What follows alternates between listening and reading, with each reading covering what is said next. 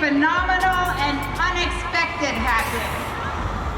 Only a few days after being ostracized, I was flooded with a huge wave of applause by supporters from all over the world. And it hasn't stopped coming since. Countless opportunities. And with that, I'd like to introduce the 4 nurses that are standing before you today that have brought all of this together, that have been affected by this college, and we're here to share our stories. So with that, I'd like to introduce my co-founder, my partner in crime, Sarah Shajulian. All right. Oh no. Okay. All right. For those of you who don't know us, we are the founders of Canadian Frontline Nurses, and we are proud advocates for medical freedom. Our mission is to unite as many nurses as possible, educate the public, and bring the ethics back into healthcare. We envision a future with a bigger focus on preventative care, more natural healing, and the well-being of a person as a whole. We are here to hold the lamp so that others can see our light and be empowered to stand for the same. We are nurses doing what is right and standing up for the truth. My name is Sarah Shajulian. I've been a nurse since 2004. Today, I want to share my nursing story with you in hopes of awakening and inspiring the sleeping lions to stand in their power and do the same. This specific speech is primarily aimed at nurses, but also applies to all the guardians of humanity, teachers, police officers, pastors, and parents, amongst many others. Before I got into nursing, I was literally drinking my life away, struggling with the ghosts of my past. I was appalled and deeply disturbed by the state of our world and had no clue on how I could ever fit in. When I entered nursing school, something changed. It brought light to my darkness. It brought excitement back into my life. I was passionate about caring for the sick, and most importantly, it added value to my life when I felt it had none. It came so naturally to me. I felt empowered and alive while nursing. I knew immediately that this is what I was born to do. Yes, you were. I worked in a nursing home for the greater part of my career. I loved my job. It brought me hundreds of grandparents who shared their wisdom with me and gave me love I cherished greatly. I've cried many tears and had the privilege to share precious last moments with countless residents and their families. One thing that always disturbed me about nursing homes, though, is how obvious it is that the government doesn't put much value on these seniors. Their diets consist of powdered eggs, canned mandarins, cheap box puddings, and flavored sugar water. It's very obvious that the purpose of nursing home is not for giving our elderly the best care possible, but to try and get as much of a profit as possible out of them. That's why a huge red flag went up in my head on the day the government decided to shut down the entire economy to protect these same vulnerable people. When the news came out, I thought it was a joke and that no one would buy it.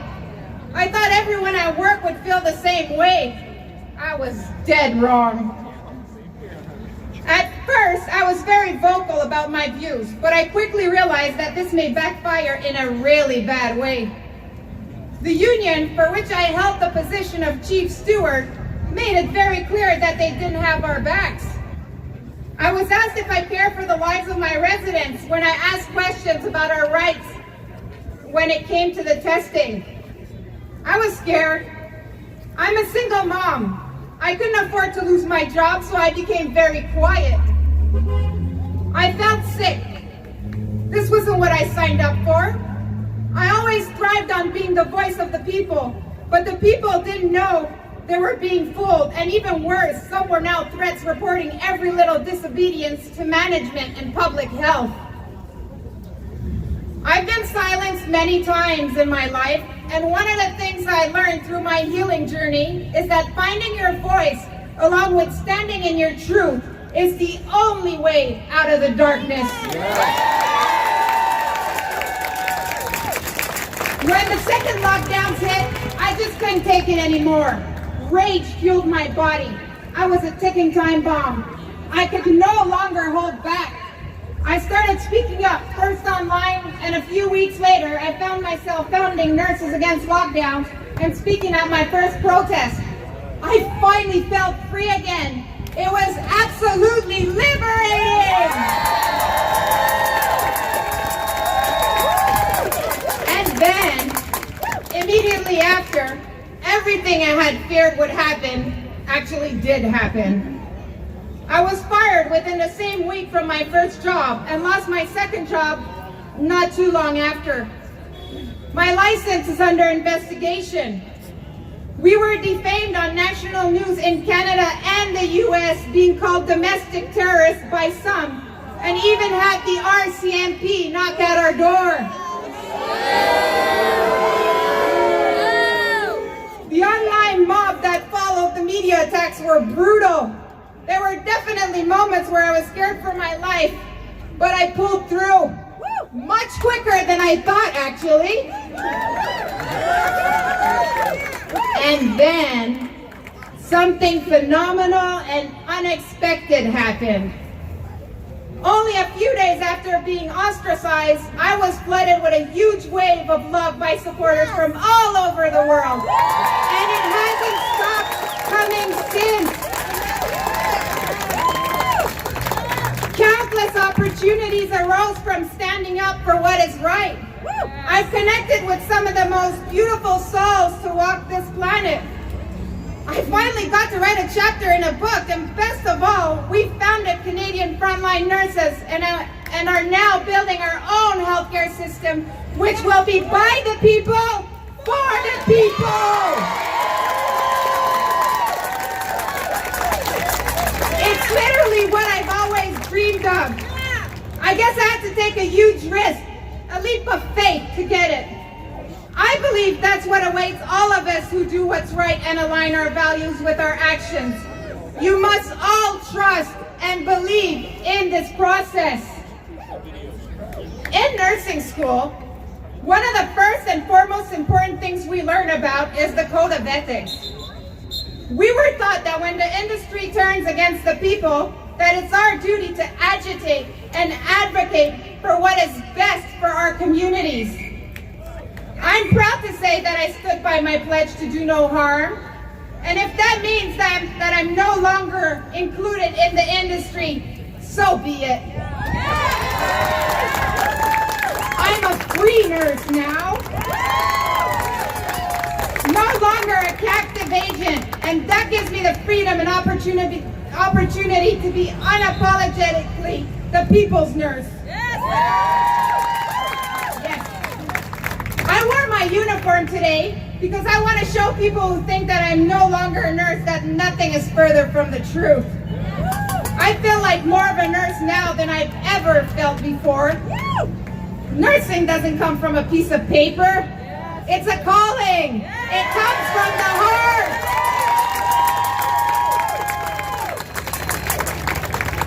The CNO can never take that away from me. And the same applies to all of you. I know most of you nurses are like me. You chose your profession due to your love of humanity.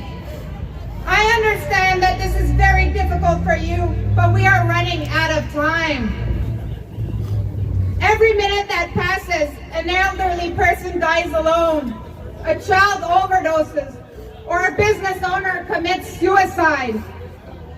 We are witnessing crimes against humanity in every aspect of our society. Please, armor up with courage and join our movement. United, we can create a much better and highly more effective healthcare system.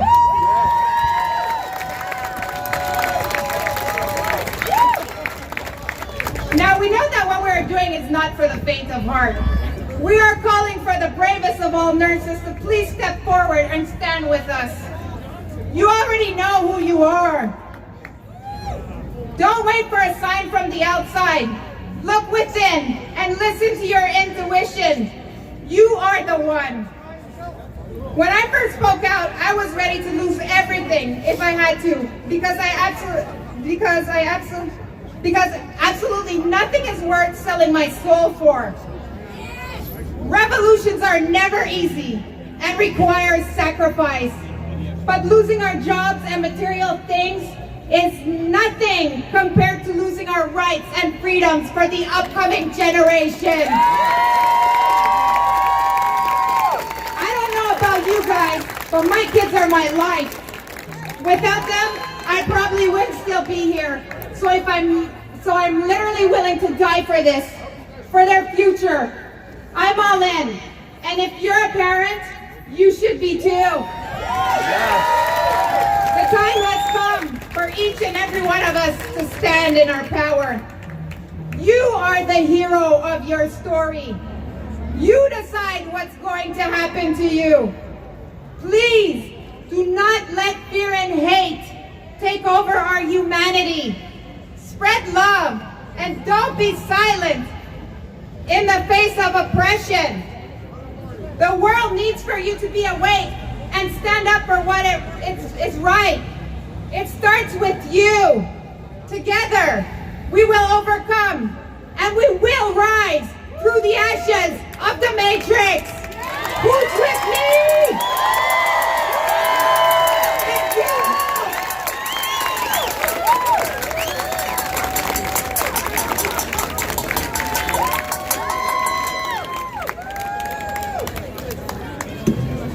It is with great honor that I get to introduce our next nurse.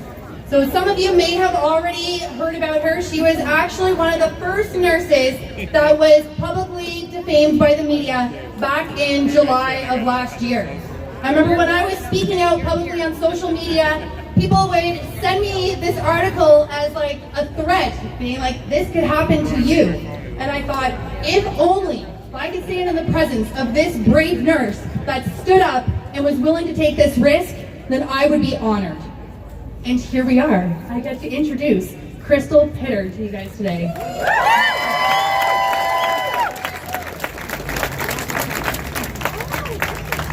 Thank you so much, Kristen. Hello, Toronto! Thank you to each and every one of you for coming out and supporting us today. I know that each and every one of us here are so very appreciative of your support and your love.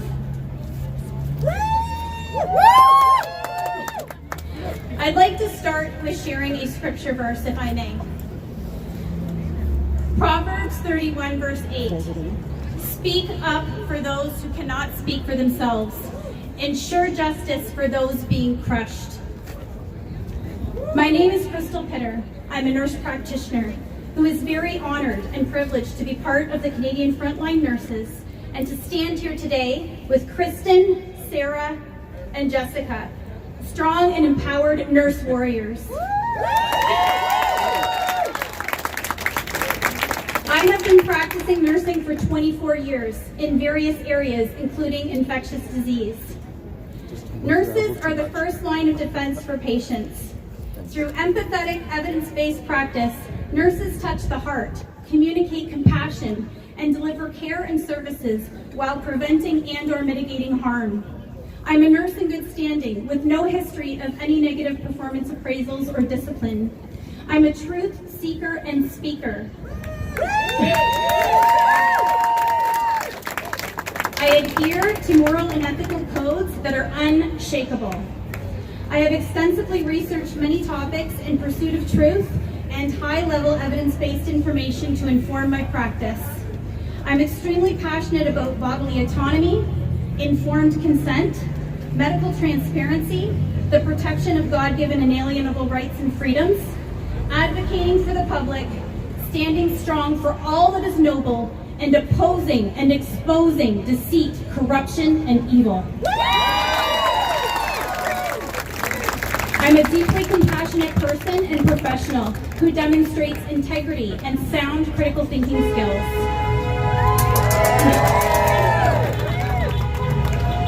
When harmful measures lacking medical and scientific evidence were implemented in response to COVID, I embraced the role of whistleblower by boldly and courageously speaking truth on social media to protect the health and safety of humanity despite the risk of opposition, persecution, and retribution. Whistleblowers use free speech rights to expose abuses of power that betray the public trust. If Canada wants to fight against injustice, it needs to ensure that those exposing it aren't penalized. Media outlets published defamatory articles in relation to my Facebook posts last summer. I was falsely portrayed as a terrible person, a danger to society, a conspiracy theorist, and many demanded that my license to practice nursing be revoked. The media even mentioned serial killer Elizabeth Wettlaufer in one of the articles. I lost my job and my license is being threatened. This was a direct result of exercising my highest nursing duty to protect the health and safety of the public by providing high-level scientific evidence to inform decision-making. What is considered high-level scientific evidence? Meta-analyses of randomized controlled trials and systematic reviews are the best evidence in clinical research. These are integral to decision-making in medicine. Anecdotal experience and expert opinion are low-level evidence. Despite being asked for the evidence to validate the actions taken in response to COVID, those in positions of leadership have failed to produce any. There is no evidence to validate mask wearing, social distancing, PCR testing, lockdowns, and school, church, and small business closures. Those that are advocating for mandates are not referencing highest level evidence to support their arguments. We have witnessed a severe overreaction in response to COVID. To paraphrase Rocco Galati, a brilliant constitutional lawyer with 31 years of experience who filed a lawsuit in July 2020 related to COVID mismanagement, the brutal overreaction to COVID is likened to slamming a hammer down on a glass table, shattering it to pieces when the goal was to kill a fly.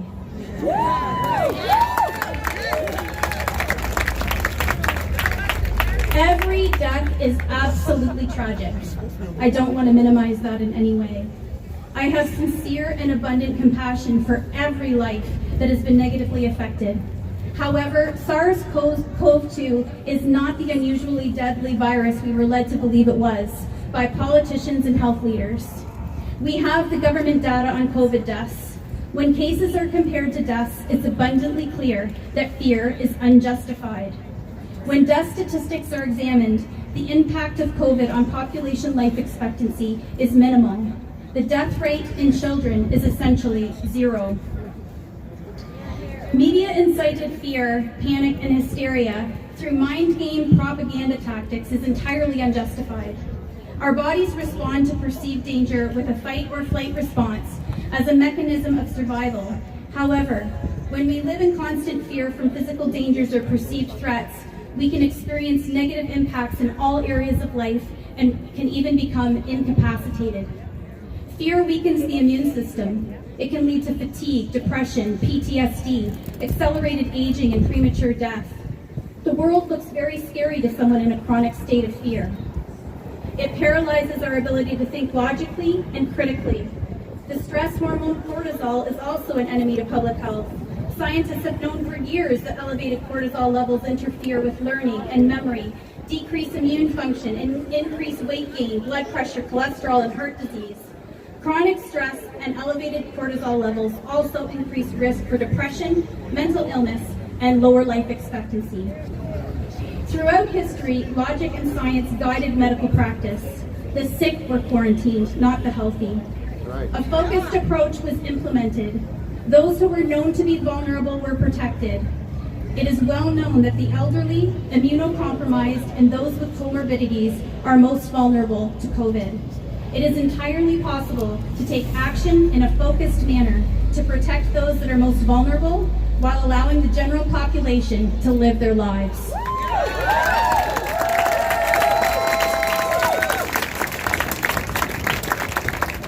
the creator of the entire universe masterfully created our bodies with a magnificent immune system. It consists of lines of defense in addition to functions that cleanse and regulate our bodies. Our immune system consists of our skin, mucous membranes, secretions, the healthy microbiome, white blood cells, inflammation, body temperature, antibodies, and specialized lymphocytes such as B cells, T cells, and memory cells. Our immune systems are also designed to cleanse the body of waste and potentially harmful substances. Old and dying cells and bacteria are cleansed and filtered from the blood by the spleen. There are numerous ways to naturally enhance and protect our God-given immune system that are not being discussed or addressed by public health. We can adopt healthy lifestyles, eat healthy diets that include a variety of foods, including antioxidant-rich fruits and vegetables, get regular exercise, maintain a healthy body weight, stop smoking, drink alcohol only in moderation, ensure adequate hydration and sleep, manage stress, enjoy fresh air and sun exposure, take vitamin and mineral supplements like vitamins C, D, and zinc, particularly during cold and flu season, surround ourselves with social support, adhere to consistent routines, and engage in worship and fellowship.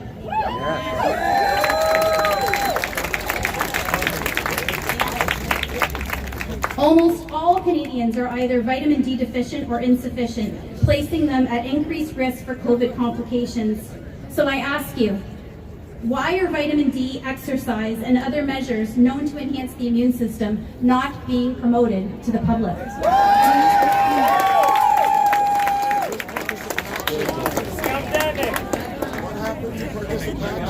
Medications known to be safe from years of experienced use can be applied to new challenges like COVID.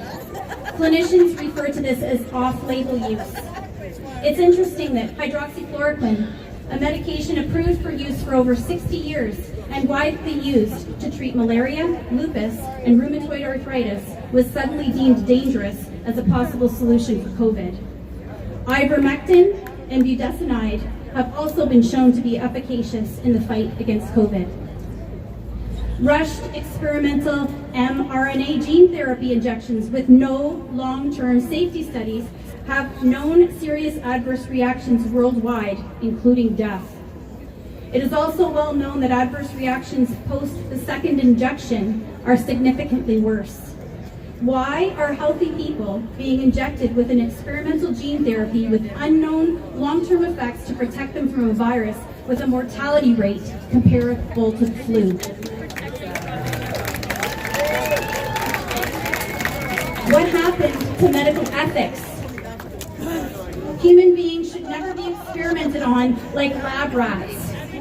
Did we learn nothing from the Nuremberg trials?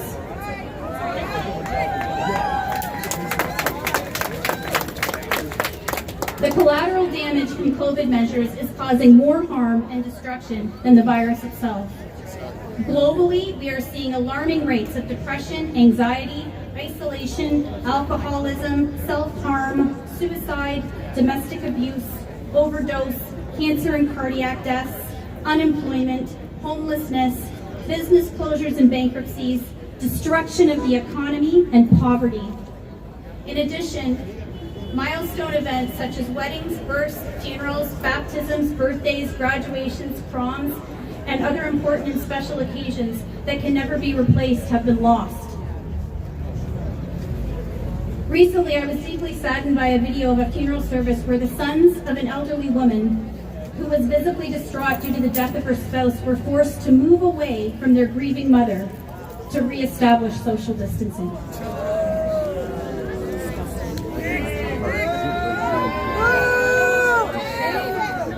In addition, I personally know of situations where individuals were not able to visit close relatives or a spouse experiencing deteriorating health status who subsequently passed away. In one instance, it had been over a year since being able to visit them in person. I'm outraged, incensed at what is being done to humanity. This is dehumanizing. People are being stripped of their dignity. The following quote was obtained directly from the CNO's digital magazine publication, The Standard, dated January 2021. Nurses have a professional responsibility to not publicly communicate anti-vaccination, anti-masking, and anti-distancing statements that contradict the available scientific evidence. Doing so may result in an investigation by the CNO and disciplinary proceedings when warranted. Unfortunately, attacks on free speech and medical censorship have been occurring for a very long time. There is evidence of this in my own practice. While working in the role of a nurse practitioner in the areas of maternal child health and infectious disease, I was directed by management to stop telling my patients that life begins at conception. This is a scientifically proven fact. Even though a significant nursing role is to ensure that patients are provided with all available high-level medical and scientific evidence to inform their decision-making, I was directed not to do so. It's utterly astounding that facts just don't seem to matter anymore. Please understand that I'm not anti-anything. I'm for the protection of God-given free will. We were created with the ability to think critically and make our own choices. Government involvement was not necessary. We, the people, are able to assess and manage risk for ourselves by completing our own risk-benefit analysis. We are each responsible for our own health and well-being.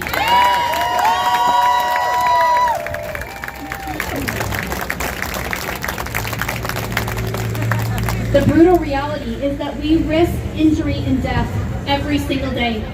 Driving a vehicle poses a higher risk than COVID, but we don't ban driving.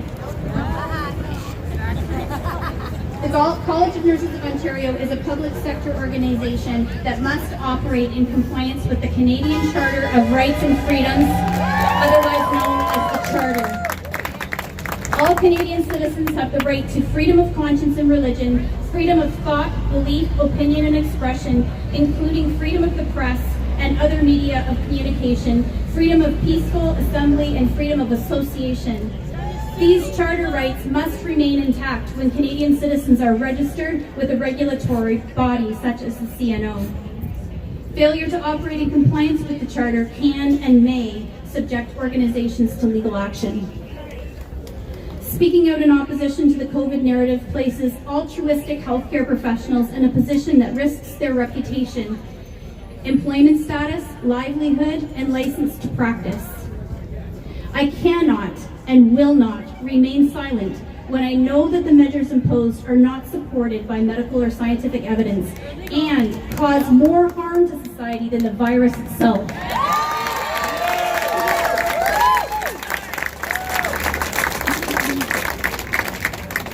My moral and ethical code demand that I boldly and courageously speak truth to advocate for the public. This demonstrates professionalism and integrity. These attributes are not only admirable, but required as standards of nursing practice. No opposition could ever prevent me from doing the right thing.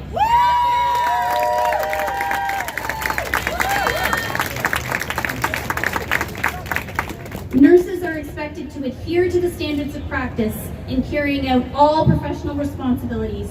The standards include ensuring informed decision-making and consent, providing evidence-based and ethical care, providing rationale for actions taken, demonstrating sound critical thinking skills, and protecting public safety. The CNO is violating its own standards of practice, including the Code of Ethics, by silencing nurse whistleblowers.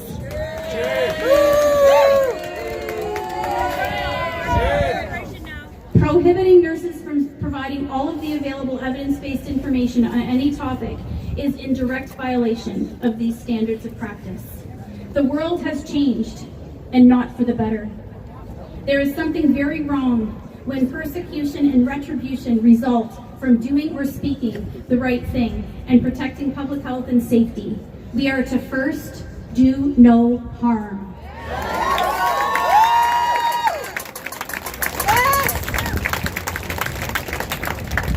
The book of Proverbs tells us that the first to present his case seems right until another comes forward and questions him. So I ask, why are nurses being prohibited from asking questions? When nurses ask questions, they are demonstrating the very sound critical thinking skills the CNO expects from its membership.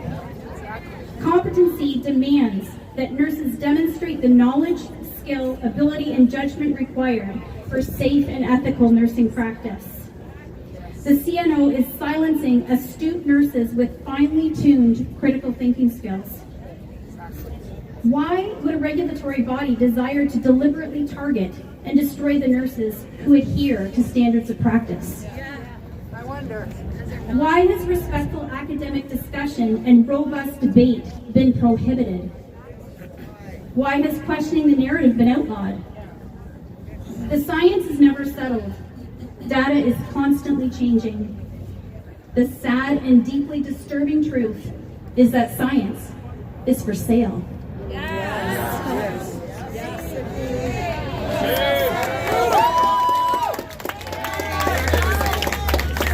We have and continue to be violated by pharmaceutical industry and government. Help us put the debate back into science. I would encourage each and every one of you here today to follow the money and do your own research. Let's work collaboratively to understand what is really happening and why. This has nothing to do with health. We are dealing with a very sinister, politicized agenda. We are fighting evil. In closing, I would like to share a few scriptures and quotations with you that have proven to be being extremely encouraging to me during the challenges faced throughout the past year. For God has not given us a spirit of fear, but of power, of love, and of a sound mind. 2 Timothy 1, verse 7.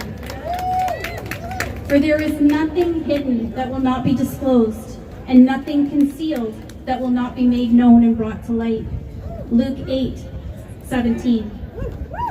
And in Ephesians chapter 6, verse 12, we read, For we wrestle not against flesh and blood, but against principalities, against powers, against the rulers of the darkness of this world, against spiritual wickedness in high places.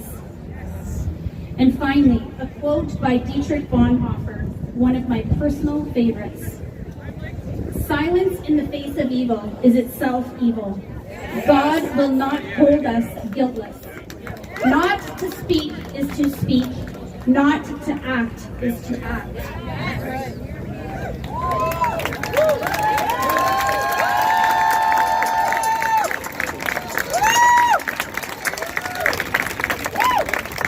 Today, we have sounded the alarm.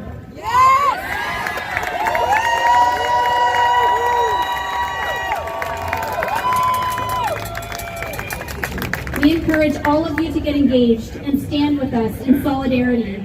Each of us has our own sphere of influence.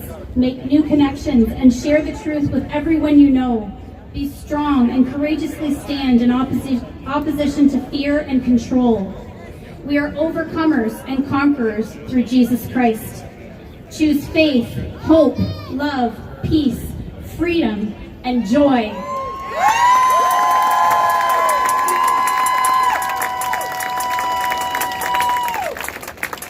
Choose to stand on the right side of history.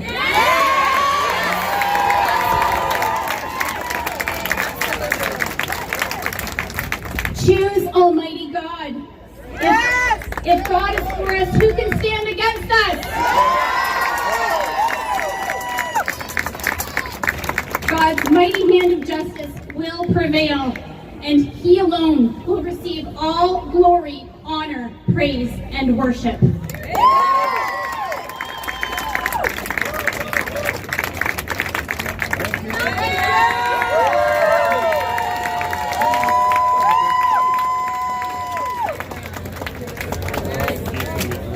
I think it's important to note that this was Crystal's first debut public speaking and coming out, because when the media slandered her, they told her that she had to remain silent, clean up her social media, do all the things to protect her job, so she followed all the rules, did what she was told, just to be let go anyways. But she's here with us, standing strong, and I'm pretty sure she's not going anywhere now.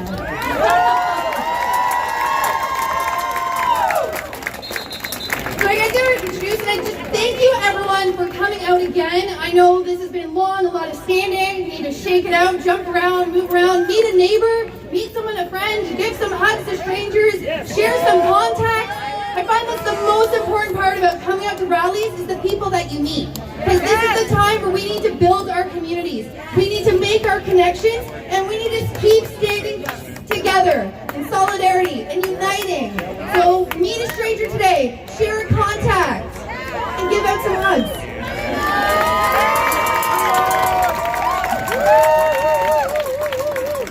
I get to introduce our next Globetrotter nurse, who I think most of you are probably familiar with, Jessica Ferroni, who spent some time in Tanzania working as a nurse and living freely in the hospital. So she got to have a whole entire experience of what life is like across the ocean. And then, coming home, she defied the rules.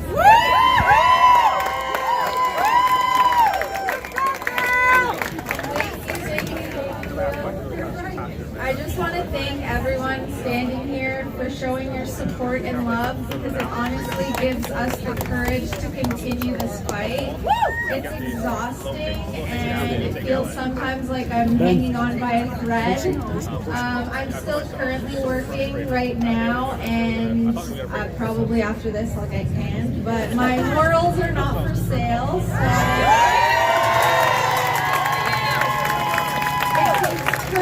to do the right thing, and I thank you ladies for having the courage to help me speak about my journey in healthcare during COVID. So my name is Jessica Ferroni and I'm a registered nurse. I've worked in healthcare in Ontario and volunteered abroad over the last 10 years. And I recently just got back from Tanzania, volunteering in the hospital and doing community outreach programs. And I'm here today to share my concerns and what I've been seeing go down in healthcare while working during this declared pandemic.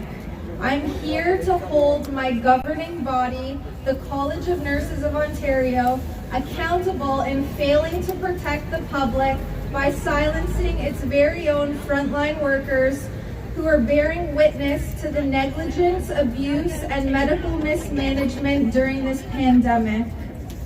I hope our concerns will be heard and that we can find and work towards solutions to better serve and protect the public. Woo! Initially, in March 2020, we had no idea what the hell COVID-19 was and was capable of and who its main casualties were, so we took harsh precautions and implemented strict policies and protocols in society and moreover in the healthcare system. It has been over a freaking year now, and there's a lot of new data and information that is unfolded as it relates to COVID. We know that it has a survival rate for those under 70 of 99.98%. What the hell are we still doing?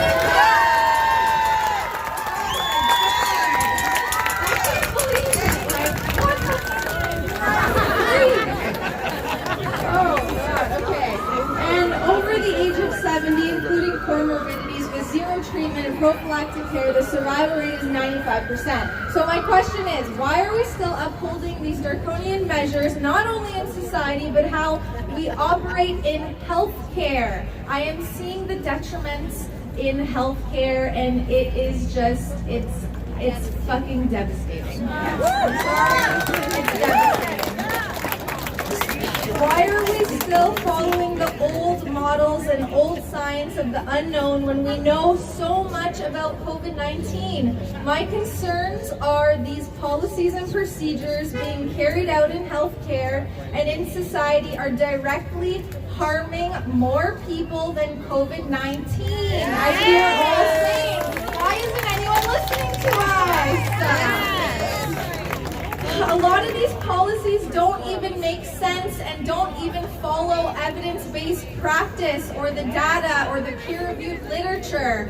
For example, I work in long-term care, and healthy asymptomatic staff members have to be tested 3 times a week. Where is the data to support this? this? Like, I don't get it. It's crazy. And every time I call the Ministry of Long-Term Care, all they say is, well, we're just following public health protocols. What does that even mean? Why is no one having a conversation with us? It's a dictatorship. Why are we even using a PCR test to determine someone's health instead of subjectively and objectively assessing them? We know how reliable is a PCR test with a threshold cycle of over 30. If you continue to test healthy staff members and base their health on a single tool, such as a rapid test, you're creating an even further shortage. Oh my goodness.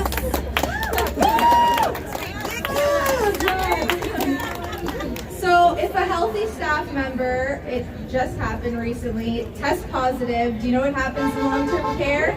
They have to isolate, they have to go home for 2 weeks and isolate, and the entire home goes into isolation mode, which is even stricter than what they're currently being held in now. It's literally like prison.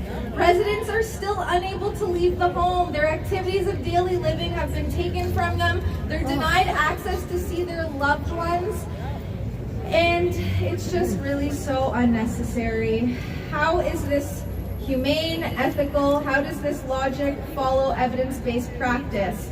Not to mention, they've all been vaccinated. So what is the point? Yet they're still being held as prisoners. They're still encouraged to wear masks in common areas, which is negligent because they're not even fit to wear a mask. It is so dangerous. I am speaking here today because I should not feel threatened for wanting to know why these measures exist. And if it is so fundamental and follows science, why not just provide a rationale? What's rationale? Alright, rationale.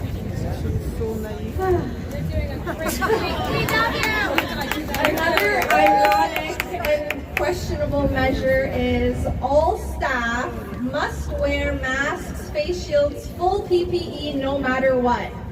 I'm not sure if people forgot this, but this was never normal to wear full PPE during your entire 12-hour shift when you're not in an acute situation that warrants it. I just came off a night shift.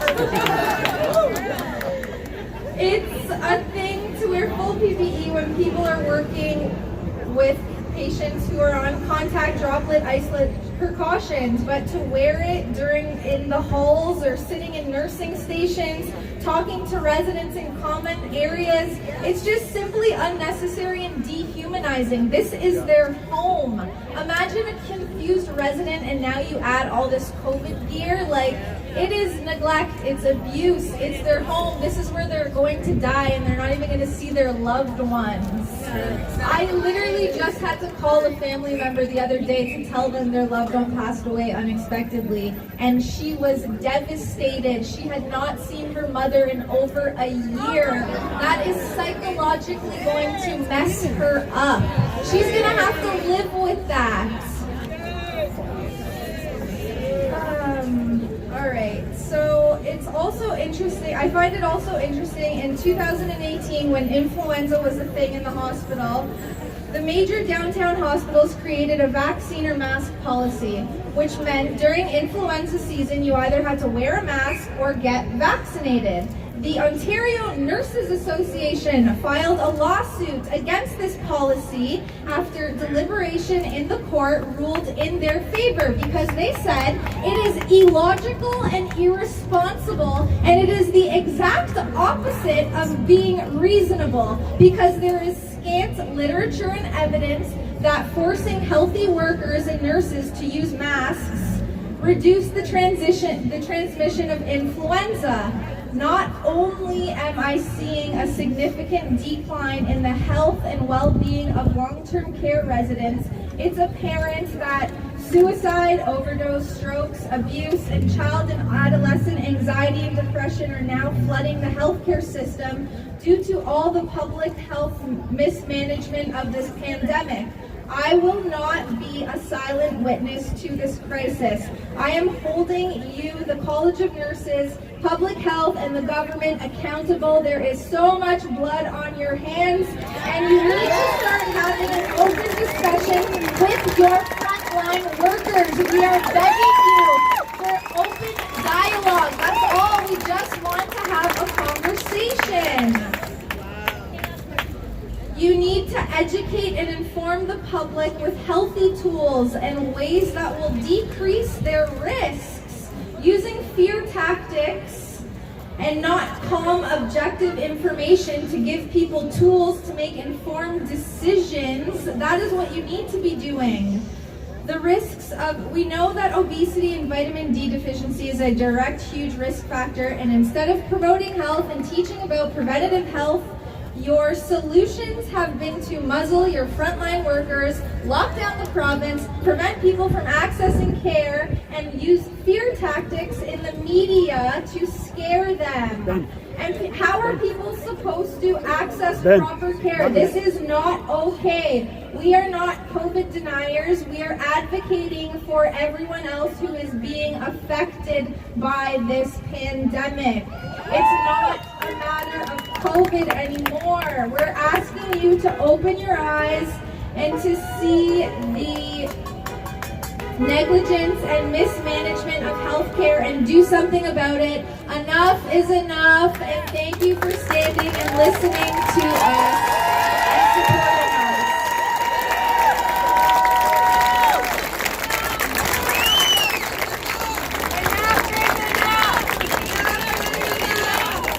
Enough is enough. Enough is enough. Enough is enough. Enough is enough. Enough is enough. Enough is enough.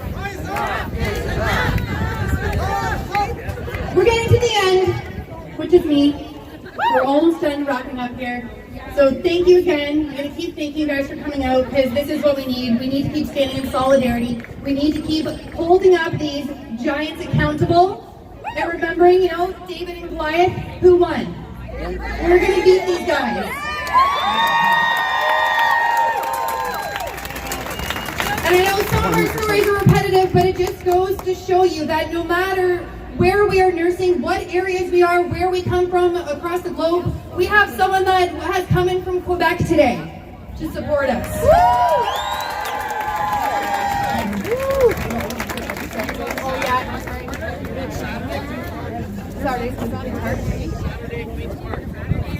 Saturday, Queen's Park. But yeah, so we have people coming in from all over today because we are all seeing the same thing, and we are all asking for our college to be held responsible and to do the right thing. So before we end, I'm just going to read my speech, and then we're going to get everyone hold up your signs that we want to picture, especially some of the signs that we've handed out with Professionals Against Lockdowns. There's some over there. And I believe they want those collected at the end too, just so we don't go home with them. And we do have a big announcement just to wrap things up. So, big announcement, it's exciting. So today we come together in unity, standing before you, risking it all to remember our oath as nurses and the irreplaceable role we play in upholding goodness and decency for the health of our patients and the public. We are the eyes, the ears, and the heartbeat of hospitals. Many of us have lost our jobs and our licenses are being threatened. Yet we are here today to stand up for the truth, whatever the cost may be.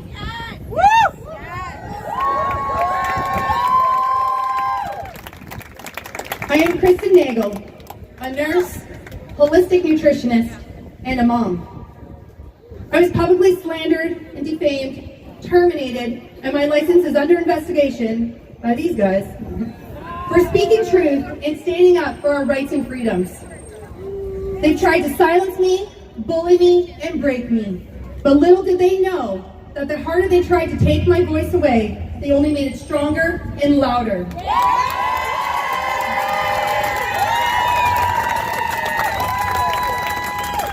It has united me with you, everyone here today, and the nurses that are standing before you here and across the globe that are doing the same, speaking truth.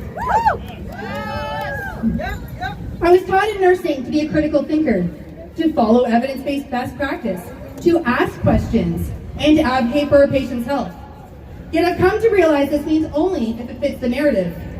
As we've heard already many times today, the college has told us that we will be reprimanded if we speak out against masks, social distancing, vaccination, or any public health mandates. And this is why so many aren't able to speak up, and why we are here today to bring awareness to the censorship of nurses.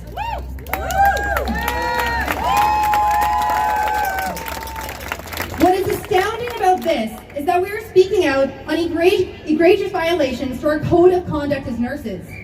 We are speaking against the rapid deterioration of our standard of care and subsequently the quality of patients' mental health and physical health this past year. The cure is clearly worse than the disease. We can do better, and we should strive to do so.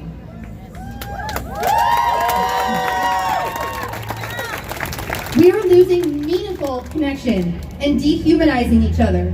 I have witnessed this in the neonatal intensive care unit as strict restrictions were put in place. Mothers admitted to the antenatal unit were told they could only have one support person. They were sometimes there for weeks, if not months. This meant going without seeing family, including their other children, and sometimes their own partner. During an already stressful experience with a high-risk pregnancy, we are worsening the burden on mom and baby, as well as increasing loneliness and fear. Mothers are now being told to wear a mask during labor.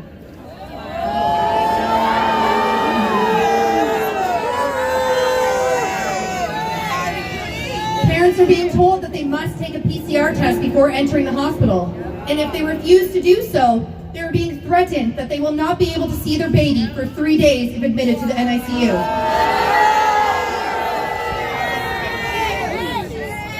Fathers are also not welcome in the OR for the birth of their baby during a C-section.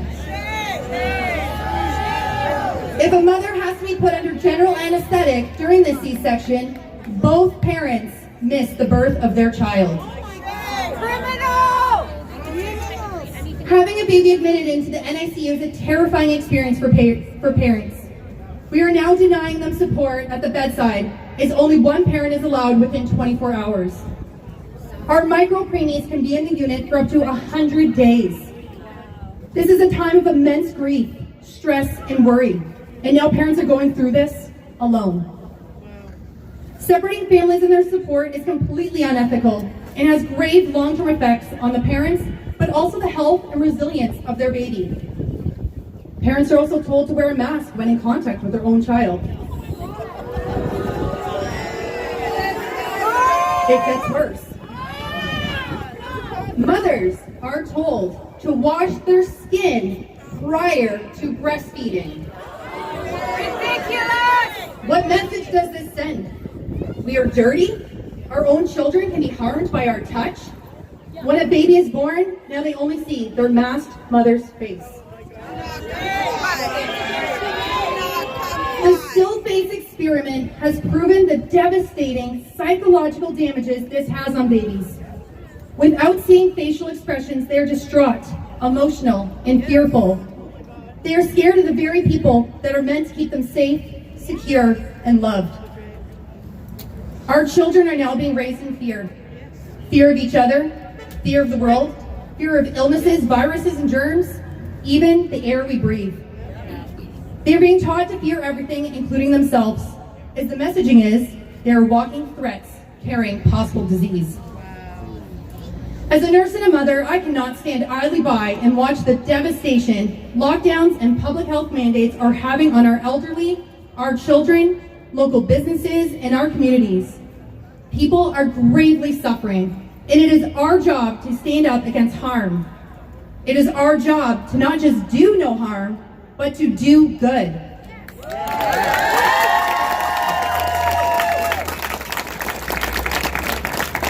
During an unprecedented time in history, the college is allowing the quality of the standard of care to be suspended rather than expecting us to uphold it to the highest degree. You can see this on their website. In our training, we were taught to be nurse advocates and agitators. This should never have been removed from our roles. Do not ignore your gut feeling that something is very wrong. Not only are you liable for not reporting, it is the right thing to do. If we all stand for what is right, we will correct the course of our declining healthcare system and set the course for improved establishment working towards true health and well-being.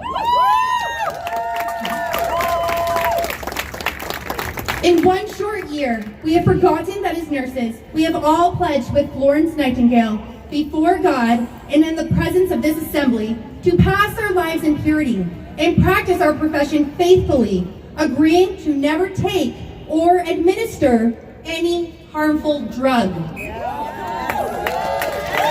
Hence this biologic gene therapy. By committing to elevate the standard of our profession, we must recognize that we are the first and last line of defense in our society for decency, integrity, and compassion. We have the first and last opportunity to do the honorable and dignified thing for people. Proper informed consent, medical transparency, and medical freedom have also been removed from healthcare and our roles as nurses. Nurses are no longer able to do their important job of educating patients and families. Instead, we are to remain silent and do as we are told.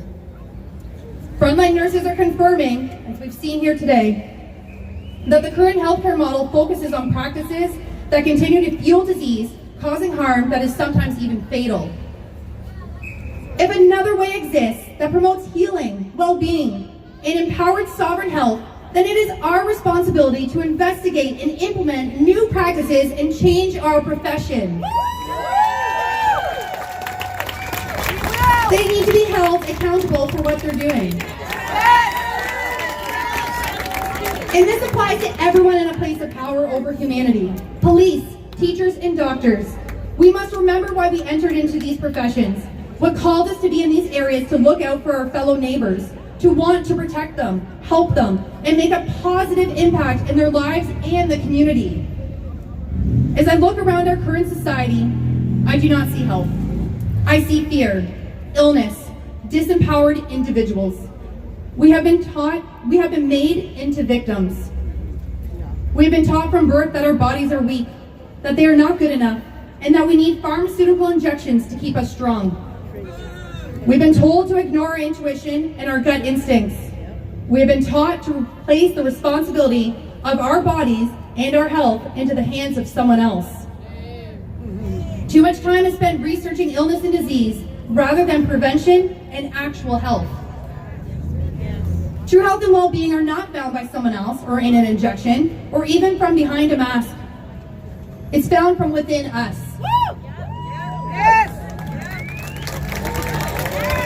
After all that has happened to me this year, when I chose to speak out, it felt at first as though a huge door is being closed on who I identified myself as, an NICU nurse. Little did I realize how much more awaited me to really stand in my purpose, to make change, and be the nurse I was always meant to be.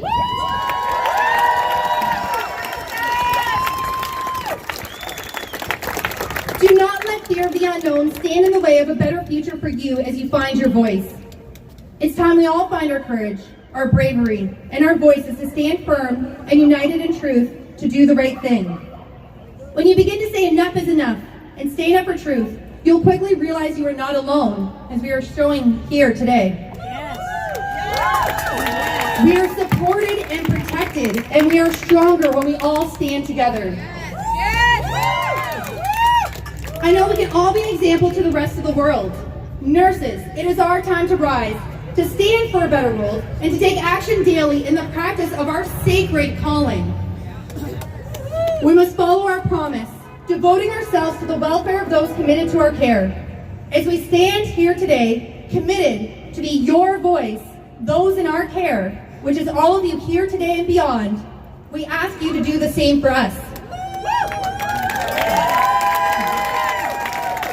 Stand up for your nurses, the ones that are trying to speak truth. hold the college accountable for the silencing of nurses and the harms they are doing in the province of Ontario. Each and every one of us who have bravely attended today are here for a reason. We are here living and breathing in this time by intention. We need to shine our light so that others can find their way out of this darkness. We are here to change history, to make things right, to change the future of health and start a health revolution.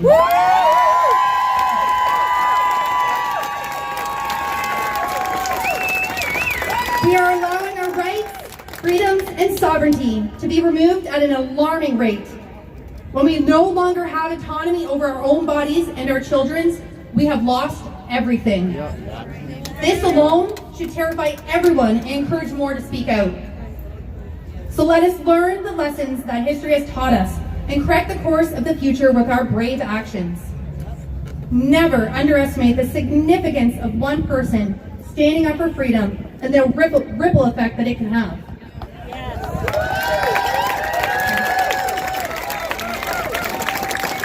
I know this because I started as just one person inspired by another that stood before me.